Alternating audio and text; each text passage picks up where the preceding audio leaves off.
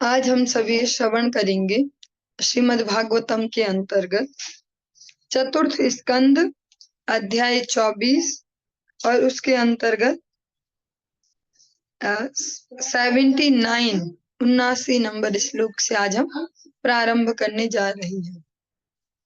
ओम नमो भगवते वासुदेवाय। ओम नमो भगवते वासुदेवाय। ओम नमो भगवते वासुदेवाय। हम सभी जो प्रसंग श्रवण कर रहे हैं, राजा प्राचीन वरही के जो पुत्र हैं, प्रचेतागण जिनको कहते हैं, जब उनको उनके पिताजी ने ग्रस्त में जाने के लिए कहा तो सबसे पहले वे तपस्या के निमित्त निकले घर से और उनको दर्शन हुए भोलेनाथ के। शिव जी के उन्हें दर्शन प्राप्त हुए अनायास ही उनकी अहेतु की कृपा से। फिर उनसे जब उन्होंने विनम्रता से उनको प्रणाम किया, उनके उस विनम्रता से प्रसन्न होकर उन्होंने उनको भगवान नारायण के सुंदर सुंदर उपदेश दिए, जिनमें भगवान नारायण की रूप माधुरी, गुण माधुरी, लीला माधुरी है। ये प्रसंग हम सभी ने श्रवण किया। गीतम मयेदम नरदेव नंदनाः परस्य पुंसः परमात्मनः स्तवम् जपन्त एकाग्र धियस्तपो महत् शरद्वमन्ते तत् आप्स्य तेप्सितम्। हे राजकुमारों, मैंने तुम्हें जो स्तुति गाकर सुनाई है वह परमात्मा स्वरूप पूर्ण पुरुषोत्तम भगवान को प्रसन्न करने के निमित्त है। मैं तुम्हें इस स्तुति को गाने की सलाह देता हूँ, क्योंकि यह बड़ी से बड़ी तपस्या के समान प्रभावशाली है। इस प्रकार जब तुम सब परिपक्व हो जाओगे तो तुम्हारा जीवन सफल होगा और तुम्हें सारे अभीष्ट लक्ष्य प्राप्त हो सकेंगे। शिव जी इस प्रकार से प्रचेता गणों को कहते हैं कि जो स्तुति मैंने तुम्हें सुनाई, तुम्हें इसको नित्य पाठ करना है, क्योंकि इससे भगवान जल्दी प्रसन्न होते हैं और तुम एक मैच्योरिटी आपके जीवन में आ पाएगी, एक परिपक्वता। भगवान के नाम को करने से, भगवान की स्तुति करने से, भगवान के भक्तों की सन्निधि में रहने से जीवन के जो भी डिसीजंस हैं उनको लेने के लिए हमको एक मैच्योरिटी प्राप्त होती है, परिपक्वता जीवन में आ पाती है और इसी से ही फिर जीवन के सारे अभीष्ट हम पूर्ण कर पाएंगे। और इसी के साथ ये जो 24वां अध्याय है यही विश्राम लेता है। आज हम 25वें अध्याय को प्रारंभ करते हैं। मैत्रेया उवाच इति संदिश्य भगवान ब्राहिष्ठदैर्भिपूजितः पश्यतां राजपुत्राणां तत्रैवान्तर्दधे हरः। श्री मैत्रेय मुनि ने विदुर जी से आगे कहा, हे विदुर, शिव ने इस प्रकार से राजा प्राचीन बहिर्सत के पुत्रों को उपदेश दिया।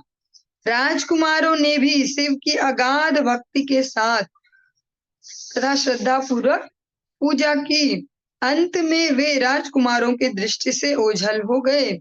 शिव जी ने भी बड़े बोल सकते प्रेम पूर्वक उन पे कृपा करके वात्सल्य भाव से सदुपदेश दिया और उन्होंने भी वैसे ही भक्ति के साथ, श्रद्धा के साथ उनका पूजन किया। फिर शिव जी उनकी दृष्टि से वहां पर उनके समक्ष से अंतर ध्यान हो गए। रुद्रगीतम भगवतः स्तोत्रम सर्वे प्रचेतसः जपन्तस्ते तपस्ते उर्वर्षाणाम युतम जले। सभी प्रचेता गण 10,000 वर्षों तक जल के भीतर खड़े रहकर शिव द्वारा दिए गए स्तोत्र का पाठ करते रहे।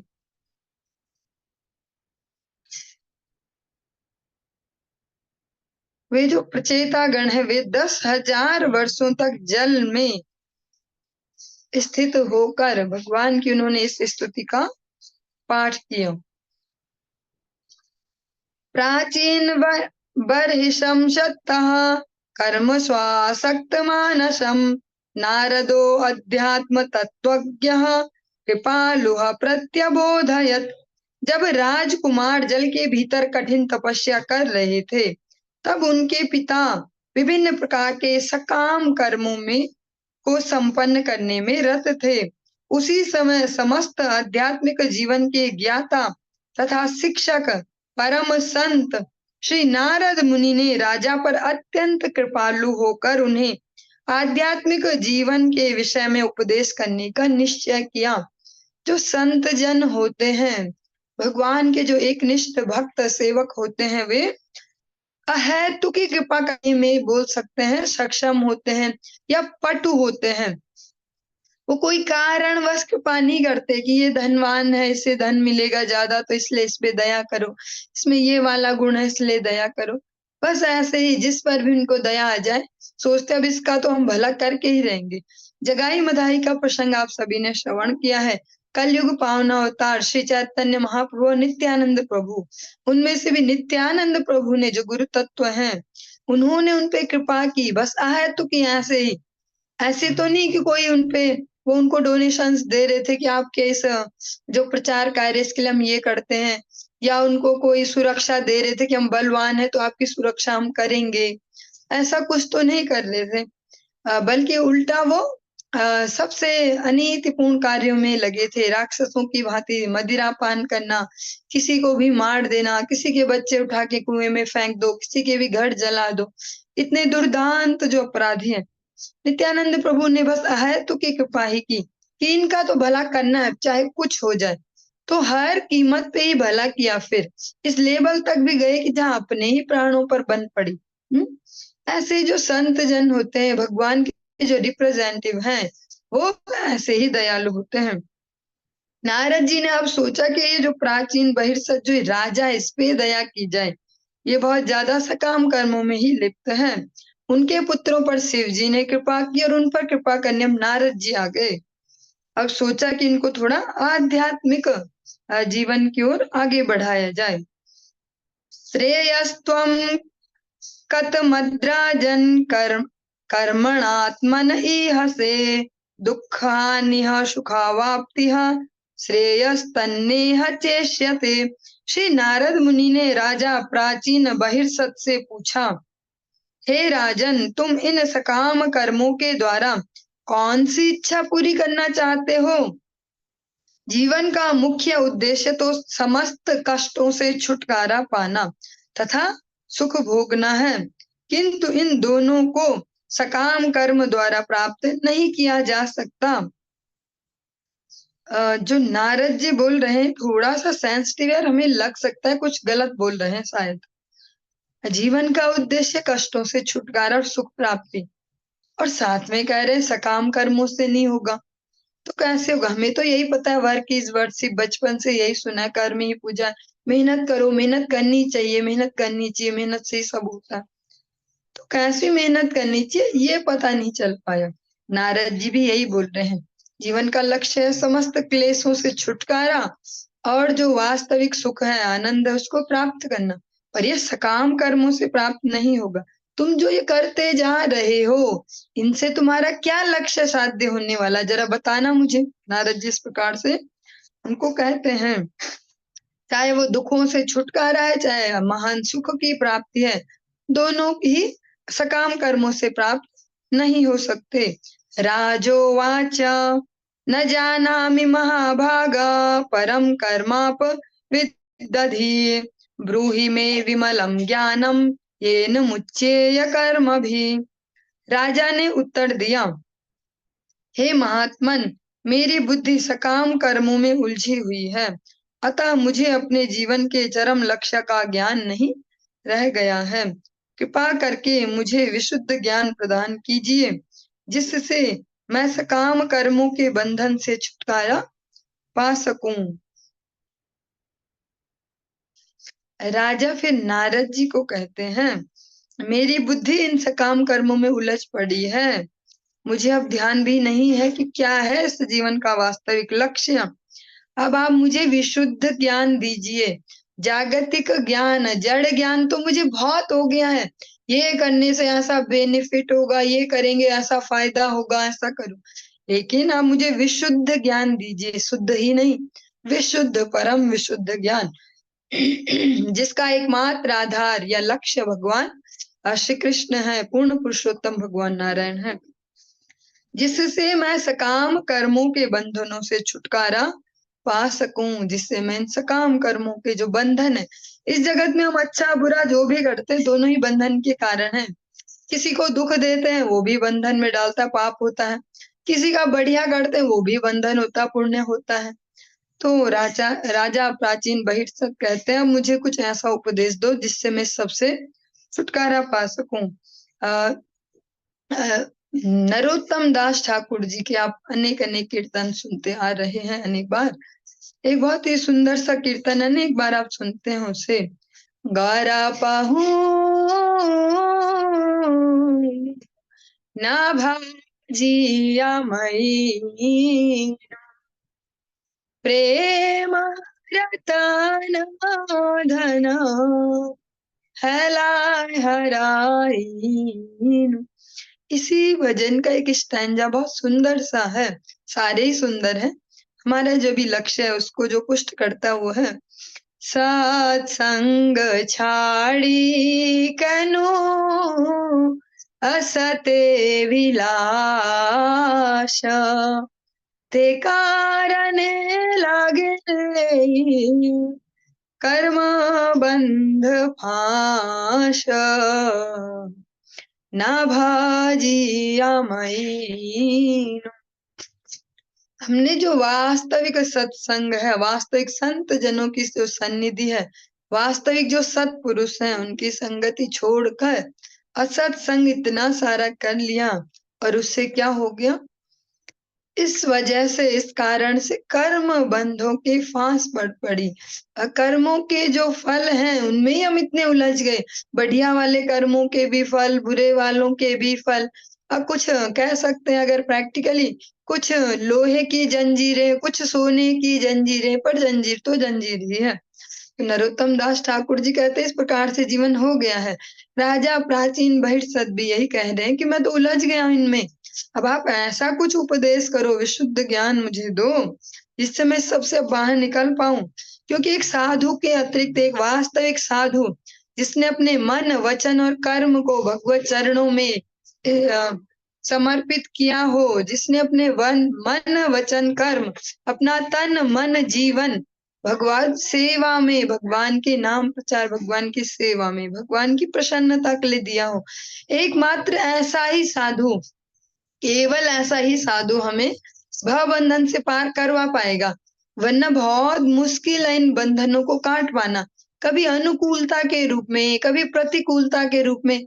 सुखी भी होंगे, ज्यादा हैप्पी भी होंगे तो भी जगत में फंसे रहेंगे, दुखी भी होंगे तो दुख में भी फंसे रहेंगे।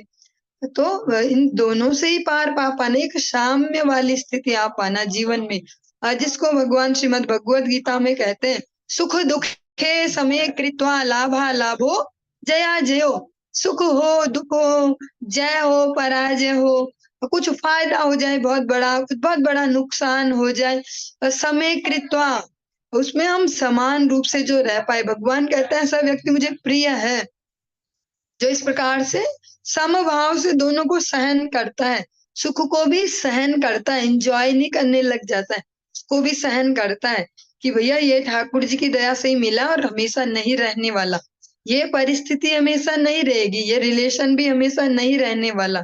कोई हमारा ऐसा बहुत सुंदर रिलेशन भी है जिसमें बहुत आसक्ति है, पर सावधानी चाहिए कि ये भी हमेशा नहीं रहेगा।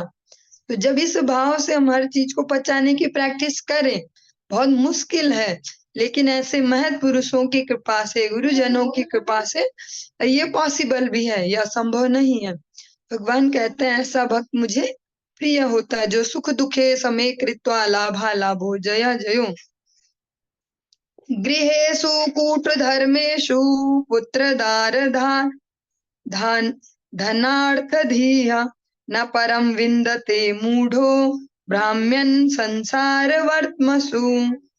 जो तथा कथित सुंदर जीवन अर्थात संतान तथा स्त्री में फंसकर ग्रस्त के रूप में रहने तथा संपत्ति के पीछे लगे रहने में ही रुचि रखते हैं, वे इन्हीं वस्तुओं को जीवन का चरम लक्ष्य मान बैठते हैं। ऐसे लोग जीवन का चरम लक्ष्य प्राप्त किए बिना संसार में ही विभिन्न देहों में घूमते रहते हैं। ये अभी राजा प्राचीन बहिष्ठ कह रहे हैं।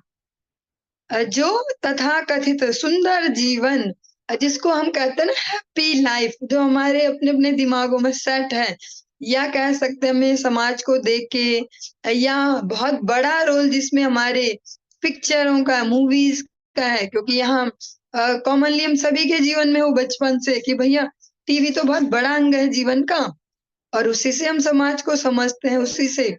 बस उसमें भी तो अधिकतर क्या 99.9% फिल्मों में तो यही दिखाया जाता है, हैप्पी लाइफ, मतलब स्त्री पुरुष का संबंध बहुत हैप्पी सा, वो एक साथ हो गया, बढ़िया जीवन चल रहा है, सब सेट हो गया। उसी हिसाब से हमारे जीवन की भी कंडीशनिंग होती है, हमारे माइंड की भी, कि हैप्पी लाइफ इसको ही बोलते हैं। हाँ, अपना घर है, अपनी गाड़ी, अपनी फैमिली है, सब हैप्पी है, कोई बीमारी नहीं है, खूब पैसा भी है, जो मर्जी का, बस हैप्पी लाइफ हो गई। लेकिन राजा प्राचीन वही कहते हैं कि जो इस प्रकार के सुंदर जीवन में, वो स्त्री पुरुष संबंध में, अपने ग्रस्त जीवन में, संतानों में, केवल अपनी संपत्ति में, इसी के पीछे लगे रहने में ही रुचि रखते हैं, और इसी को ही लक्ष्य भी समझते हैं। हाँ, यही तो है, और क्या है जीवन। देखो, अपनी जिम्मेदारियां ठीक से करो, अच्छे से अपना सब करो, ठीक से सुख शांति बनी रहे घर में, बच्चों को अच्छा पढ़ाओ लिखाओ, उनको सेट करो, अपने आप भी ठीक से रहो, अपने स्वास्थ्य को देखो, समाज में अपनी इमेज बनाओ, और यही है बस लाइफ, और क्या है।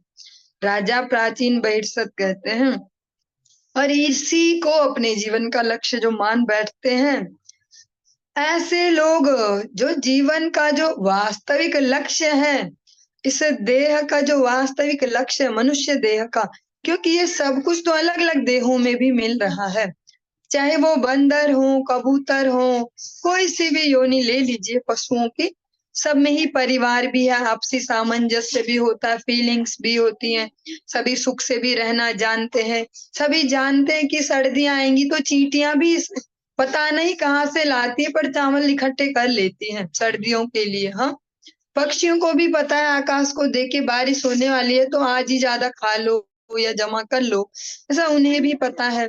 बंदरों को भी पता है कि कैसे अपने बच्चों को एजुकेट करना है, किस प्रकार से उन्हें बताना है, ऐसे जाओ, ऐसे छीन के लाओ सामान, कैसे पेड़ से तोड़ो। वो भी ये सब कुछ कर ही रहे हैं।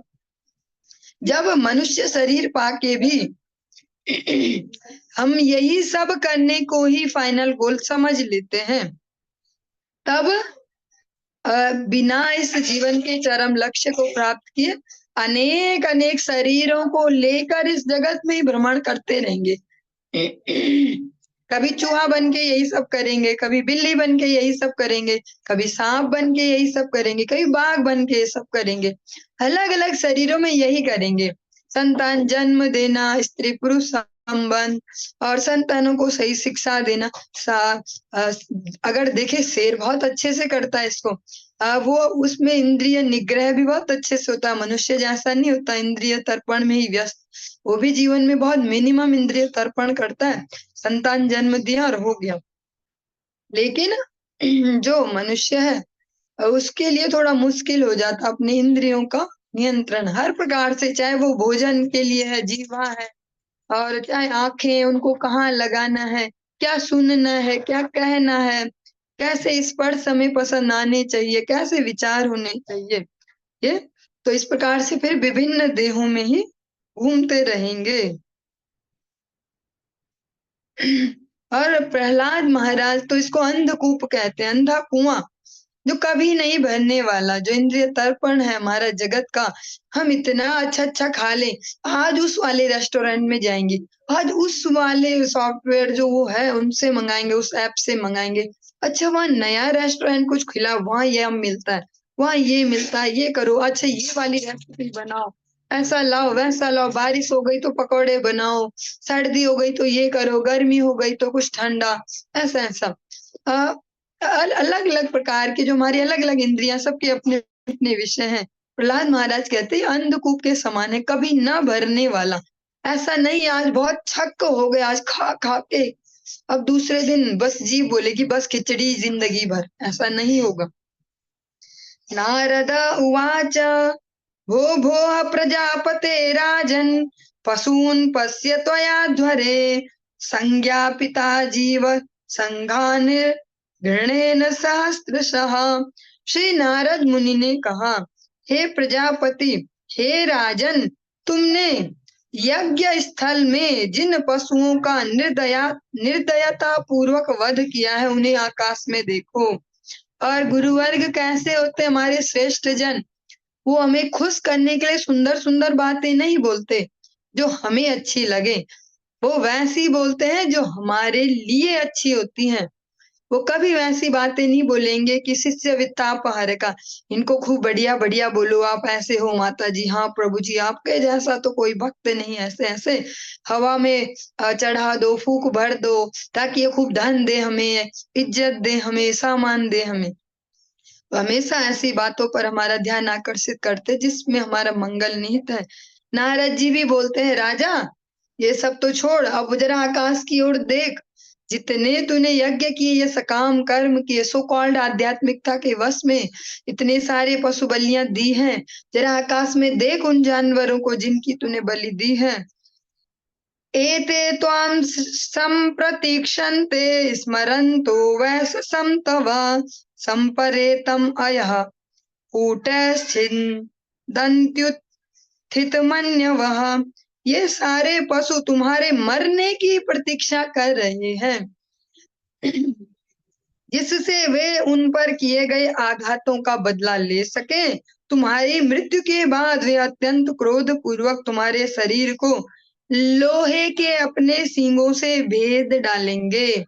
आप सभी को स्मरण होगा, हमने जब सायकालीन कक्षाओं में श्रील जगत गुरु भक्ति सिद्धांत सरस्वती गोस्वामी ठाकुर प्रभुपाद के अनुगत शिष्यों का वर्णन सुन रहे थे, जितने भी संकलित हो पाए हैं, उनमें से आपने एक रामगति प्रभु, उनका चरित्र सुना था, आपको अगर स्मरण हो। उन्होंने अपने एक्सपीरियंस के बिहाफ पे नरक का, या जो यम यातना है, नरक तो नहीं कहेंगे, जो यम लोक जाने का जो रास्ता है, उसका वर्णन किया था, हम सभी ने श्रवण किया था।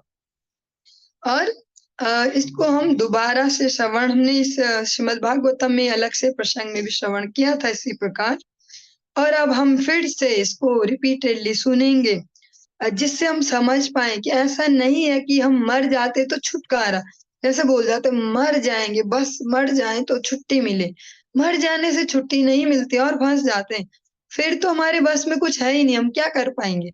अभी पूरा शरीर है, हाथ है, पैर है, आंखें हैं, मुंह है, जीभ है, हम अभी बहुत कुछ कर पाएंगे। नारद जी कहते हैं, जो तुमने राजा को कह रहे, कोई सामान्य मनुष्य नहीं, और बिना संकोच के, डरते हुए नहीं कि राजा को कैसे उसके पाप गिनाऊं, राजा तो मेरा मर्डर करवा देगा अभी, या फिर मुझे कुछ नहीं देगा, या मेरा बहिष्कार कर देगा, या मेरी डिफेम करेगा कि ये तो बेकार साधु है, ऐसा। वो इस सब की चिंता छोड़ के वास्तविक उनको याद दिलाते हैं, देखो जितने पशुओं को तुमने मारा है यज्ञ के नाम पे, वो भी तो आध्यात्मिकता ही थी कि धार्मिक है, हम यज्ञ करते हैं।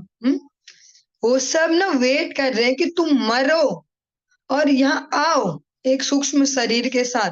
फिर इन सबको जो लोहे के सींग मिले हैं ना, जो उनसे तुम्हारे शरीर में छेद करने को, तुम्हारे शरीर को चीरने को बहुत तैयार बैठे हैं, बस आए तो ये राजा, अभी राजा है ना तो क्या हो गया, जब ऊपर आएगा तो वास्तविक अपनी, जो हम एक अजीब सा शब्द यहाँ यूज किया जाता है, वास्तविक स्थिति जो भी, चलिए उस शब्द को छोड़ते हैं, अपनी वास्तविक स्थिति में आए तो हम इसको बताएंगे कैसे होता है दूसरों को मानना। अत्र ते कथिष्यामि अमुमितिहासं पुरातनं पुरंजनस्य चरितं निबोध गदतो मम। इस संबंध में मैं एक प्राचीन इतिहास सुनाना चाहता हूँ, जो पुरंजन नामक राजा के चरित्र से संबंधित है। इसे ध्यान पूर्वक सुनो। अब नारद जी कैसे समझाएंगे, केवल ऐसे ही बोल दो, ऐसा मत करो वैसा मत करो, हमको भी बहुत सारे लोग बोलते हैं, समझ में नहीं आता। जब कोई एग्जाम्पल देते सुंदर सा तो हमें जल्दी से क्लिक करती है बात। और आप इसे श्रीमद् भागवतम में स्टार्टिंग में ही सुन चुके हैं, महात्म्य में ही, जो वाचक हो, जो वक्ता हो, वो दृष्टांत कुशल भी होना चाहिए।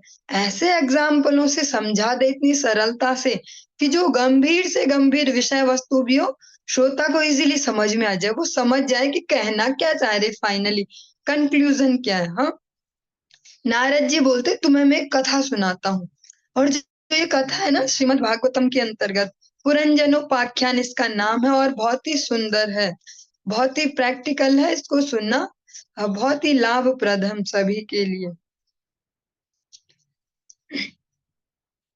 आसीत पुरंजनो नाम राजा राजन बृहच्छ्रवाः तस्या विज्ञानतना विज्ञात नामासीत सखा विज्ञात चेष्टितः। हे राजन, प्राचीन काल में पुरंजन नामक एक राजा था, जो अपने महान कार्यों के लिए विख्यात था। उसका एक मित्र था जिसका नाम अविज्ञात था। अविज्ञात के कार्यों को कोई भी नहीं समझ सकता था। एक राजा थे, उनका नाम था पुरंजन। नारद जी ये कथा सुना रही है कि एक राजा था, उसका नाम था पुरंजन। उसके बहुत बड़े बड़े कार्य थे, इसलिए वो फेमस था। उसका एक दोस्त था अविज्ञात नाम का, उसके जो कार्य थे उनको कोई नहीं जान पाता था, कोई नहीं समझ पाता था। ऐसा उनका एक दोस्त था। सो अन्वेषमाणः शरणं बभ्राम पृथ्वीं प्रभु नानुरूपं यदा विन्दत् भूत्स विमना इव। राजा पुरंजन अपने रहने हेतु उपयुक्त स्थान खोजने लगा, और इस तरह वह सारा संसार घूम आया। फिर भी कड़ी मेहनत के बाद, इधर उधर घूमने के बाद भी उसे कोई अपनी इच्छा के अनुकूल जगह नहीं मिली जहां वो रह पाए, जहां अपना ठिकाना खोज पाए रहने के लिए। अंत में वह खिन्न और निराश हो उठा। फाइनली वो आ, बस परेशान सा ही हो गया, फ्रस्ट्रेटेड सा, कि भैया कुछ नहीं है, कहाँ रहूं मैं, क्या करूं।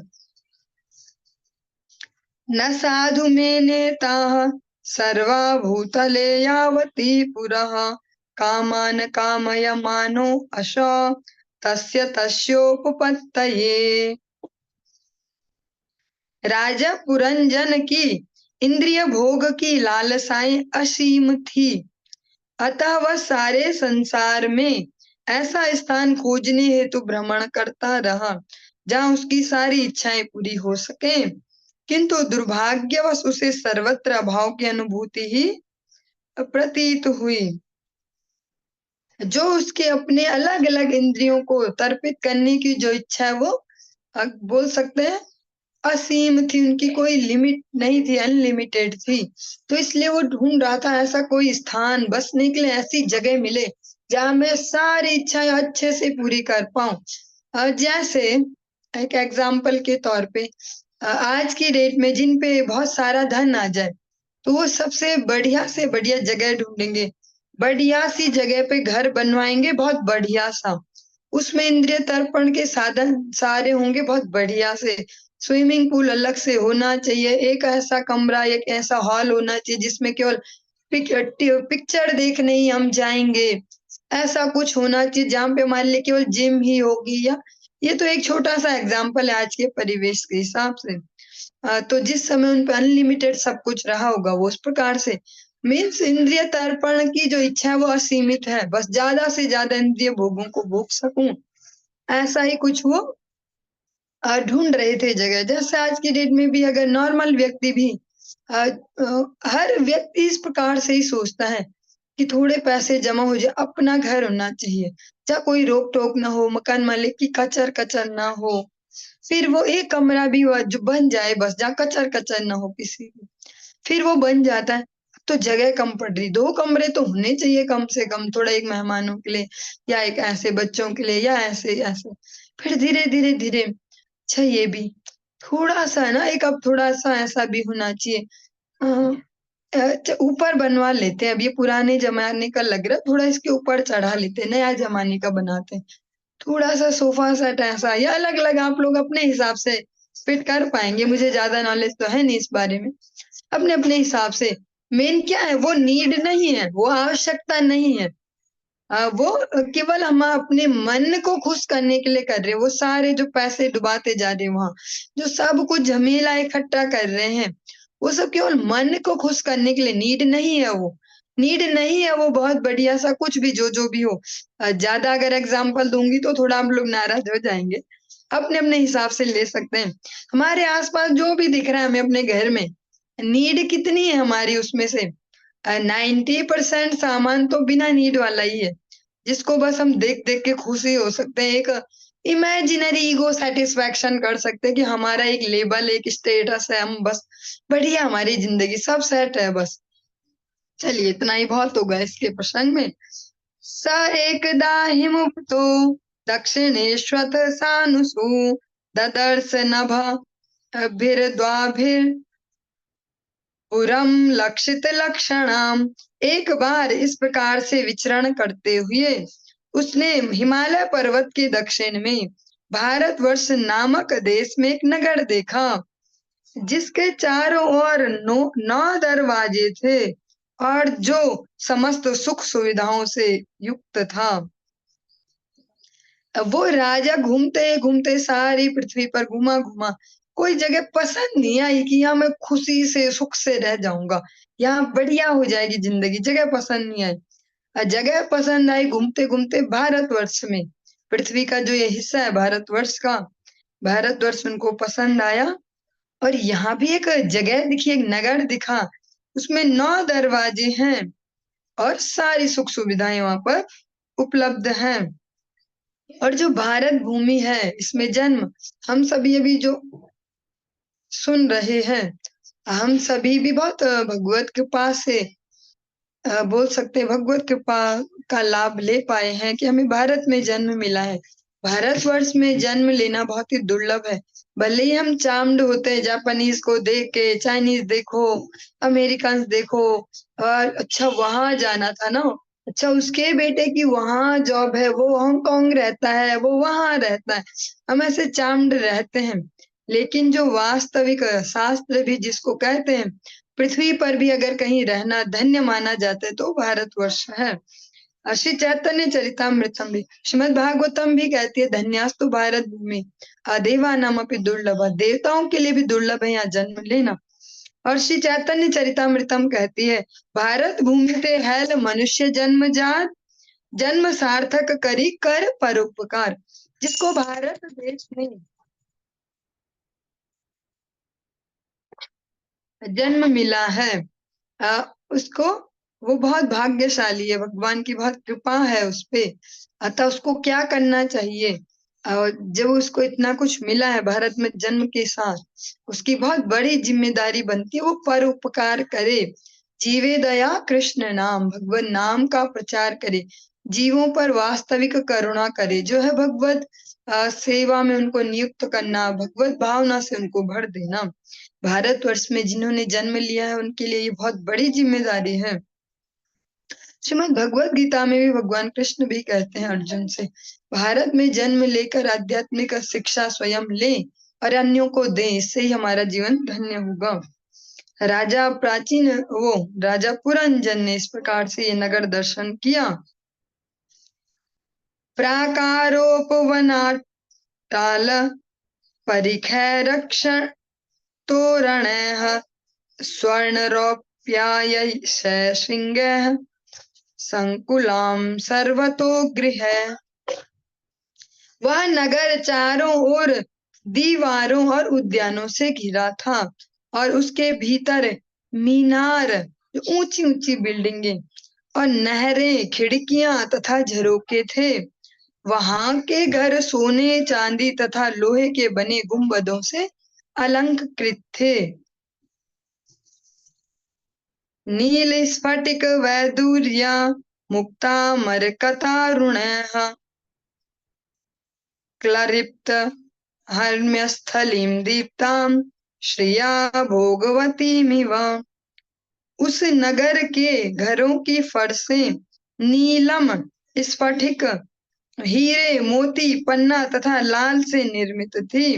राजधानी के घरों की कांति के कारण वह नगर भोगवती नामक स्वर्गीय नगर के समान लग रहा था। जो वहां की सुंदरता है, जो वहां का वैभव है, उससे जो ऐश्वर्य है उसके कारण वो स्वर्ग के एक नगर जो भोगवती नामक नगर है उसके जैसा प्रतीत हो रहा था। चलिए आज के प्रसंग को हम यहीं पर ही विराम देंगे, आगे कल कंटिन्यू करेंगे। हरि बोल।